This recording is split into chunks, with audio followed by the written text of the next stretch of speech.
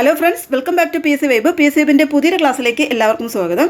ഇന്ന് നമ്മൾ ഡിസ്കസ് ചെയ്യാൻ പോകുന്നത് 2025 പി എസ് സി ലേറ്റസ്റ്റ് ആയിട്ട് ചോദിച്ചിട്ടുള്ള ഒരു ക്വസ്റ്റ്യൻ പേപ്പറും അതിൻ്റെ അനുബന്ധ വിവരങ്ങളുമാണ്. 5/2025 ആണ് ക്വസ്റ്റ്യൻ പേപ്പർ കോഡ്. അപ്പോൾ നോക്കാം. ഫസ്റ്റ് ക്വസ്റ്റ്യൻ, ജലസംഭരണിയുടെ അവശിഷ്ടങ്ങൾ കണ്ടെത്തിയ ഹാരപ്പൻ പ്രദേശം ഏതാണ്? ജലസംഭരണിയുടെ അവശിഷ്ടങ്ങൾ കണ്ടെത്തിയ ഹാരപ്പൻ പ്രദേശം ഏതാണ്? ഷോർട്ടുഗായ്, ലോത്തൽ, ധോളവീര, ചാൻഹുദാരോ. ഉത്തരം ഓപ്ഷൻ സി ആണ്, ധോളവീരയാണ്. ജലസംഭരണിയുടെ അവശിഷ്ടങ്ങൾ കണ്ടെത്തിയ ഹാരപ്പൻ പ്രദേശം ധോളവീര. ഓക്കെ, ധോളവീര എവിടെയാണ്? ധോളവീര സ്ഥിതി ചെയ്യുന്നത് ഗുജറാത്തിലാണ്. ധോളവീര ഗുജറാത്തിലാണ്. ഗുജറാത്തിലെ കച്ച് ഡിസ്ട്രിക്റ്റിലാണ് ധോളവീര. ഓക്കെ, അതുപോലെ തന്നെ ഹാരപ്പൻ സംസ്കാരവുമായി ബന്ധപ്പെട്ട് ചോദിക്കുന്നൊരു ചോദ്യമാണ്, ഹാരപ്പൻ സംസ്കാരം നിലനിന്നിരുന്ന നദീതീരം. ഹാരപ്പൻ സംസ്കാരം നിലനിന്നിരുന്ന നദീതീരം ഏതാണ്? ഉത്തരം രവി നദിയാണ്. ഓക്കെ, ഹാരപ്പൻ സംസ്കാരം നിലനിന്നിരുന്ന നദീതീരം രവി നദി. ഓക്കെ, അടുത്ത ക്വസ്റ്റ്യൻ നോക്കാം. ചുവടെ കൊടുത്തിരിക്കുന്നവയിൽ ആനി ബസന്റുമായി ബന്ധമില്ലാത്ത പ്രസ്താവന ഏതാണ്? ആനി ബസന്റുമായി ബന്ധമില്ലാത്ത പ്രസ്താവനയാണ് ചോദിച്ചിരിക്കുന്നത്. ഗുലാംഗിരി എന്ന ഗ്രന്ഥം രചിച്ചു. ഭഗവത്ഗീത ഇംഗ്ലീഷിലേക്ക് വിവർത്തനം ചെയ്തു. 1916 ഹോം റൂൾ പ്രസ്ഥാനം ആരംഭിച്ചു. ഇവയിൽ ഏതാണ് ബന്ധമില്ലാത്തതെന്നാണ് ചോദിച്ചിരിക്കുന്നത്. ഉത്തരം ഓപ്ഷൻ ബി ആണ്, ഒന്നു മാത്രം ബന്ധമില്ലാത്തതാണ്. ഗുലാംഗിരി രചിച്ചത് ആനി ബസന്റ് അല്ല. ഗുലാംഗിരി രചിച്ചത് ജ്യോതിറാവു ഫുലെയാണ്. ഗുലാംഗിരി രചിച്ചത് ജ്യോതിറാവു ഫുലെയാണ്. ഭഗവത്ഗീത ഇംഗ്ലീഷിലേക്ക് വിവർത്തനം ചെയ്തു, ശരിയാണ്. 1916 ഹോം റൂൾ പ്രസ്ഥാനം ആരംഭിച്ചു എന്നുള്ളതും ശരിയാണ്. അപ്പോൾ ബന്ധമില്ലാത്തത് ഓപ്ഷൻ ബി ആണ്, ഒന്നു മാത്രം. ഓക്കെ, അപ്പോൾ ഗുലാംഗിരി രചിച്ചതാരാണ്? ജ്യോതിറാവു ഫുലെ. അതേപോലെ ജ്യോതിറാവു ഫുലെയെ പറ്റി എപ്പോഴും ചോദിക്കാറുള്ളൊരു ചോദ്യമാണ് സത്യശോധക് സമാജ്. സത്യശോധക് സമാജ് സ്ഥാപിച്ചത് ജ്യോതിറാവു ഫുലെയാണ്. സത്യശോധക് സമാജ് ജ്യോതിറാവു ഫുലെയുടേതാണ്. ഓക്കെ, അടുത്ത ക്വസ്റ്റ്യൻ നോക്കാം. പാഞ്ചാലി ശബദം എഴുതിയത് ആരാണ്? സുബ്രഹ്മണ്യ ഭാരതി, പ്രേംചന്ദ്, സത്യേന്ദ്രനാഥ് ടാഗോർ, വള്ളത്തോൾ. പാഞ്ചാലി ശബദം എഴുതിയത് ആരാണ്? ഉത്തരം ഓപ്ഷൻ എ ആണ്, സുബ്രഹ്മണ്യ ഭാരതിയാണ്. പാഞ്ചാലി ശബദം എഴുതിയത് സുബ്രഹ്മണ്യ ഭാരതി. ഓക്കെ, ഇത് SCRT ടെക്സ്റ്റ് ബുക്ക് എന്ന് ചോദിച്ചിട്ടുള്ള ചോദ്യമാണ്, പാഞ്ചാലി ശബദം. ഓക്കെ, സുബ്രഹ്മണ്യ ഭാരതിയുടെ മറ്റ് കൃതികളും കൂടെ പഠിച്ചു വെച്ചേക്കണം. പാഞ്ചാലി ശബദം കൂടാതെ കളിപ്പാട്ട്, കണ്ണൻപാട്ട്, കുയിൽപ്പാട്ട്. കളിപ്പാട്ട്, കണ്ണൻപാട്ട്, കുയിൽപ്പാട്ട് ഇതൊക്കെ എഴുതിയത് സുബ്രഹ്മണ്യ ഭാരതിയാണ്.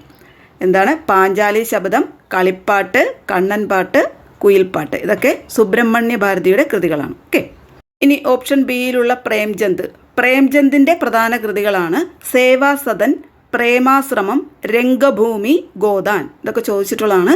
സേവാസദൻ, പ്രേമാശ്രമം, രംഗഭൂമി, ഗോദാൻ ഇത്രയും എഴുതിയത് ഹിന്ദി സാഹിത്യകാരനായ പ്രേംചന്ദാണ്. ഏതൊക്കെയാണ്? സേവാസദൻ, പ്രേമാശ്രമം, രംഗഭൂമി, ഗോദാൻ. ഓക്കെ, ഇനി വള്ളത്തോളിൻ്റെ ചോദിക്കാറുള്ളത് എൻ്റെ ഗുരുനാഥൻ. എൻ്റെ ഗുരുനാഥൻ, ബാപ്പുജി, ഇന്ത്യയുടെ കരച്ചിൽ. എൻ്റെ ഗുരുനാഥൻ, അതേപോലെ ബാപ്പുജി, ഇന്ത്യയുടെ കരച്ചിൽ ഇതൊക്കെ ആരുടെ കൃതിയാണ്? വള്ളത്തോൾ നാരായണ മേനോൻ്റെ കൃതികളാണ്. എൻ്റെ ഗുരുനാഥൻ, ബാപ്പുജി, ഇന്ത്യയുടെ കരച്ചിൽ. ഓക്കെ, അടുത്ത ക്വസ്റ്റ്യൻ നോക്കാം. സ്വാഭിമാന പ്രസ്ഥാനം ആരംഭിച്ചത് ആരാണ്? വീരേശലിംഗം, ദയാനന്ദ സരസ്വതി, ജ്യോതിറാവു ഫുലെ, EV രാമസ്വാമി നായ്ക്കർ. ഉത്തരം ഓപ്ഷൻ ഡി ആണ്, EV രാമസ്വാമി നായ്ക്കറാണ്. സ്വാഭിമാന പ്രസ്ഥാനം ആരംഭിച്ചത് EV രാമസ്വാമി നായ്ക്കറാണ്. വൈക്കം ഹീറോ എന്നറിയപ്പെടുന്നതും EV രാമസ്വാമി നായ്ക്കറാണ്. വൈക്കം ഹീറോ എന്നറിയപ്പെടുന്നതും EV രാമസ്വാമി നായ്ക്കറാണ്. ഓക്കെ, ഓപ്ഷൻ ബിയിലുള്ള ദയാനന്ദ സരസ്വതിയെ പറ്റി PSC എപ്പോഴും ചോദിക്കാറുള്ള ചോദ്യങ്ങൾ ഏതൊക്കെയെന്ന് നോക്കാം. സ്വാമി ദയാനന്ദ സരസ്വതിയാണ് ഇന്ത്യയുടെ പിതാമഹൻ എന്നറിയപ്പെടുന്നത്. ഇന്ത്യയുടെ പിതാമഹൻ എന്നറിയപ്പെടുന്നത് സ്വാമി ദയാനന്ദ സരസ്വതിയാണ്. അതുപോലെ തന്നെ ഹിന്ദുമതത്തിൻ്റെ കാൽവിൻ അല്ലെങ്കിൽ ഹിന്ദുമതത്തിൻ്റെ മാർട്ടിൻ ലൂതർ എന്നൊക്കെ അറിയപ്പെടുന്നതും സ്വാമി ദയാനന്ദ സരസ്വതിയാണ്. അദ്ദേഹത്തിൻ്റെ യഥാർത്ഥ നാമം മൂൾ ശങ്കർ എന്നാണ്. സ്വാമി ദയാനന്ദ സരസ്വതിയുടെ യഥാർത്ഥ നാമം മൂൾ ശങ്കർ എന്നാണ്. ഇനി വേദങ്ങളിലേക്ക് മടങ്ങുക, ഇന്ത്യക്കാർക്ക്. വേദങ്ങളിലേക്ക് മടങ്ങുക എന്ന് ആഹ്വാനം ചെയ്തതും അതുപോലെ തന്നെ ഇന്ത്യക്കാർക്ക് എന്നാദ്യം പറഞ്ഞതും ആരാണ്? സ്വാമി ദയാനന്ദ സരസ്വതിയാണ്. ഇതൊക്കെ എപ്പോഴും ചോദിക്കാറുള്ളതാണ്. ഓക്കെ, ഇനി അതുപോലെ തന്നെ ആര്യസമാജ സ്ഥാപകൻ സ്വാമി ദയാനന്ദ സരസ്വതിയാണ്.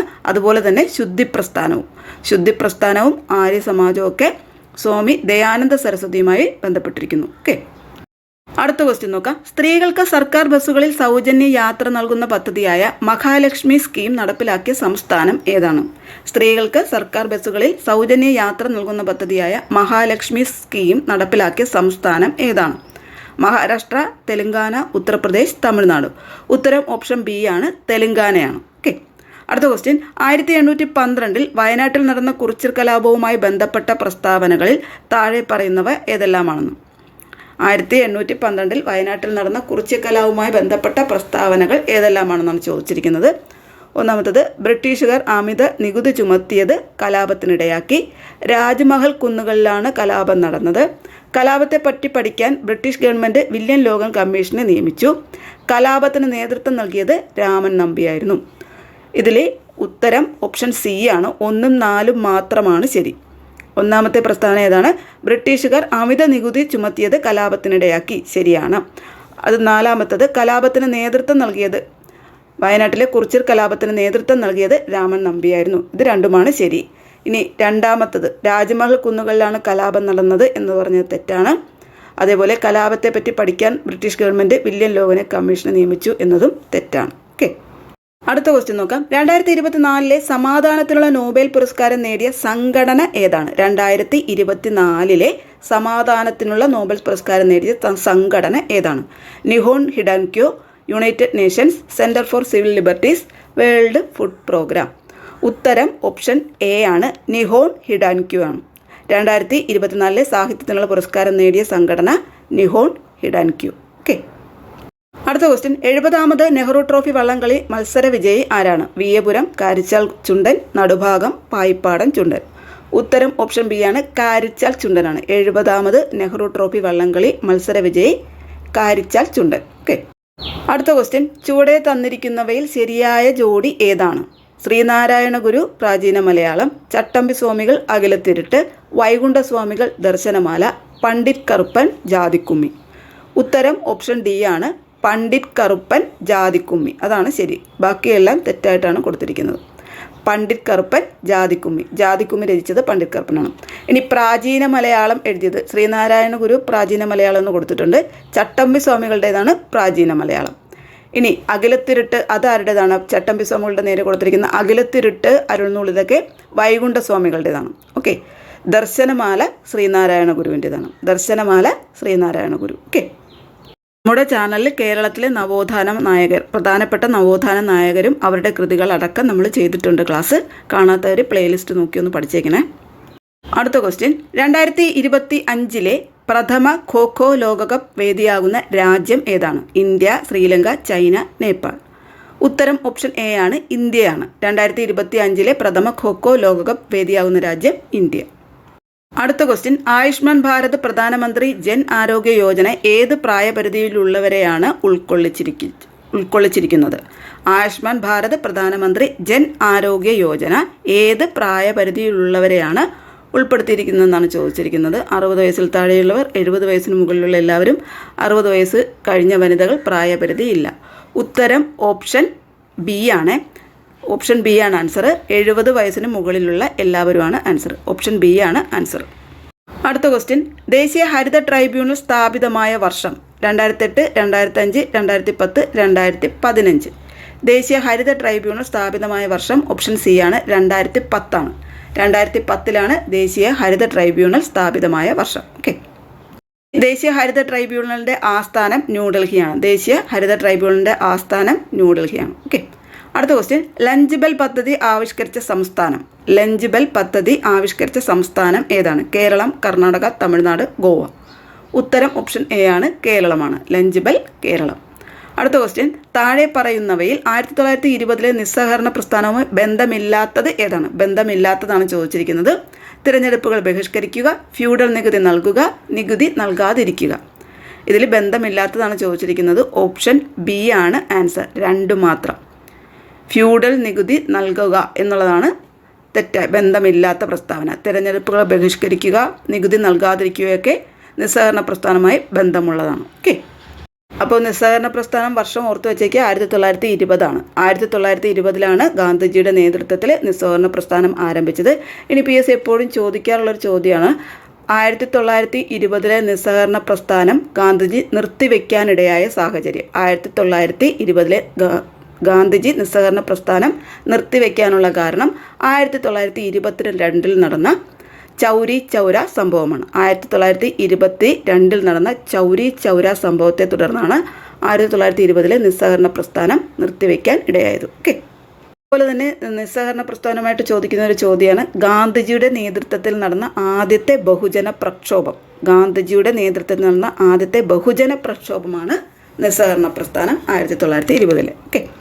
അടുത്ത ക്വസ്റ്റ്യൻ നോക്കാം. താഴെ പറയുന്നവയിൽ ശ്രീനാരായണ ഗുരു രചിച്ച ഗ്രന്ഥം ഏതാണ്? അരുൾനൂൽ, ആദിഭാഷ, വേദാധികാര നിരൂപണം, നവമഞ്ജരി.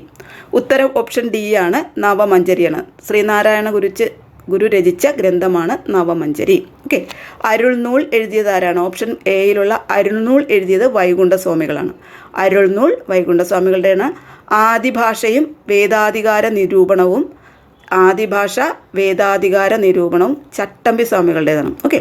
അരുൾനൂൽ വൈകുണ്ഠസ്വാമികൾ, ആദിഭാഷ, വേദാധികാര നിരൂപണം ഇതൊക്കെ ആരുടേതാണ്? ചട്ടമ്പി സ്വാമികളുടെയാണ്. നവമഞ്ജരി നാരായണ ഗുരുവിൻ്റേതാണ്. ഓക്കെ. അടുത്ത ക്വസ്റ്റ്യൻ. ഇന്ത്യയിൽ ഭാഷാടിസ്ഥാനത്തിൽ നിലവിൽ വന്ന ആദ്യത്തെ സംസ്ഥാനം ഏതാണ്? ഇന്ത്യയിൽ ഭാഷാടിസ്ഥാനത്തിൽ നിലവിൽ വന്ന ആദ്യ സംസ്ഥാനം ഏതാണ്? ആന്ധ്രാപ്രദേശ്, രാജസ്ഥാൻ, മധ്യപ്രദേശ്, ഉത്തർപ്രദേശ്. ഉത്തരം ഓപ്ഷൻ എ ആണ്. ശരിക്കും ഇന്ത്യയിൽ ഭാഷാടിസ്ഥാനത്തിൽ നിലവിൽ വന്ന ആദ്യത്തെ സംസ്ഥാനം ആന്ധ്രയാണ്. തന്നിരിക്കുന്ന ഓപ്ഷൻ വെച്ച് നോക്കുമ്പോൾ നമുക്ക് ആന്ധ്രാപ്രദേശ് കൊടുക്കാം. ഓക്കെ. അടുത്ത ക്വസ്റ്റ്യൻ. ഇന്ത്യയുടെ ആദ്യത്തെ മുഖ്യ തെരഞ്ഞെടുപ്പ് കമ്മീഷണറുടെ പേര്? ഇന്ത്യയിലെ ആദ്യത്തെ മുഖ്യ തെരഞ്ഞെടുപ്പ് കമ്മീഷണർ TN ശേഷൻ, സുകുമാർ സെൻ, രംഗനാഥ മിശ്ര ഇവരാരുമല്ല. ഉത്തരം ഓപ്ഷൻ ബി ആണ്, സുകുമാർ സെൻ ആണ്. ഇന്ത്യയുടെ ആദ്യത്തെ മുഖ്യ തെരഞ്ഞെടുപ്പ് കമ്മീഷണർ സുകുമാർ സെൻ.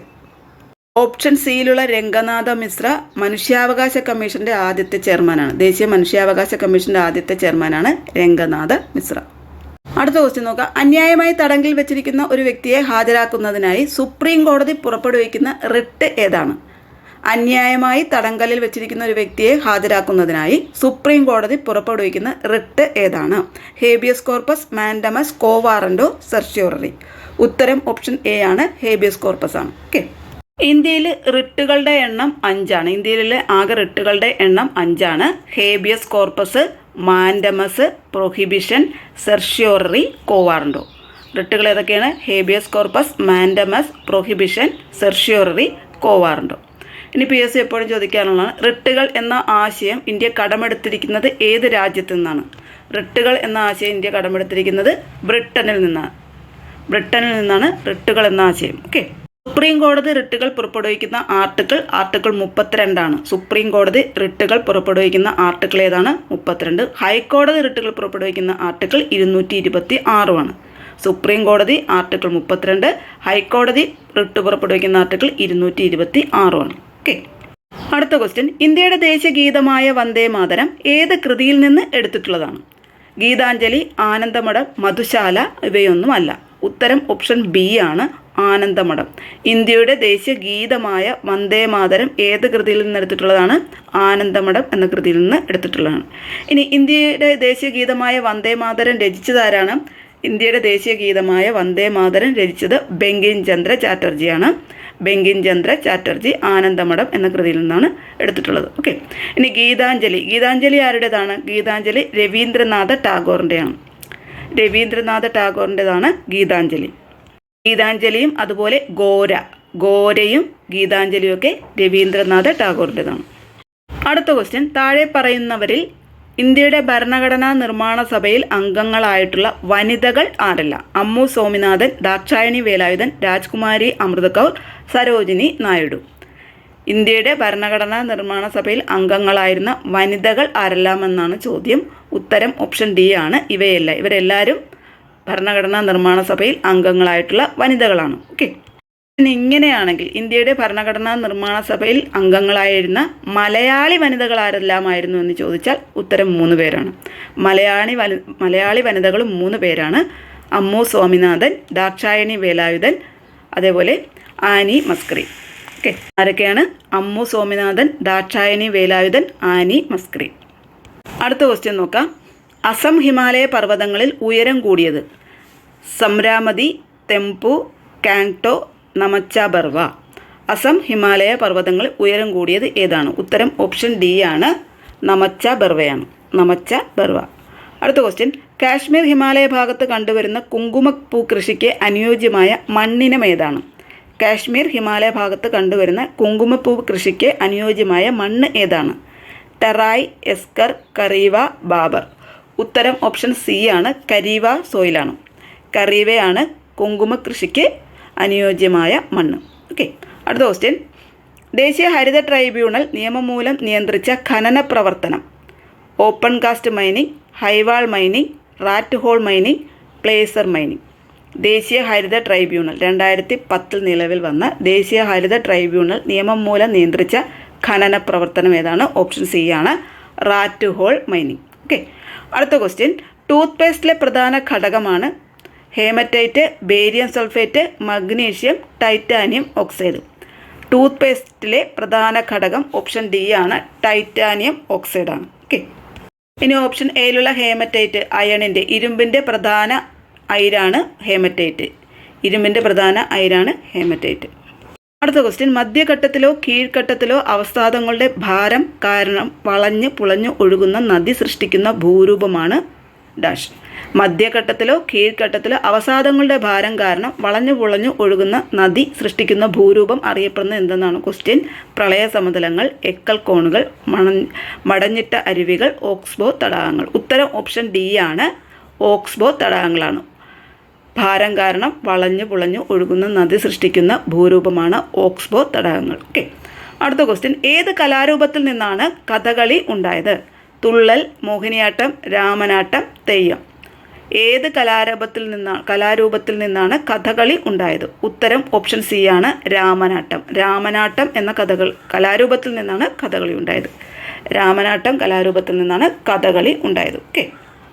ഓപ്ഷൻ എയിലുള്ള തുള്ളൽ പ്രസ്ഥാനത്തിൻ്റെ ഉപജ്ഞാതാവ് കുഞ്ചൻ നമ്പ്യാരാണ്. തുള്ളൽ പ്രസ്ഥാനത്തിൻ്റെ ഉപജ്ഞാതാവാരാണ്? കുഞ്ചൻ നമ്പ്യാരാണ്.